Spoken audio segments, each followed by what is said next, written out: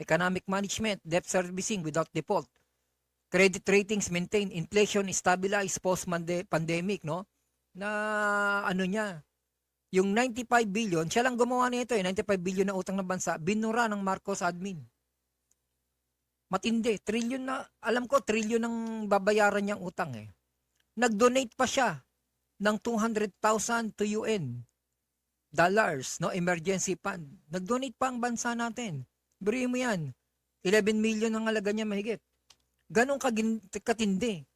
Tapos wala pa siyang Christmas break, 'di ba? 248 million na amortization para sa Burado na, para sa Bicol farmers.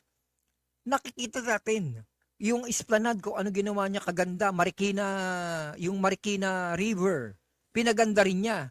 So ano pa ang hindi kayang gawin no ni PBBM no?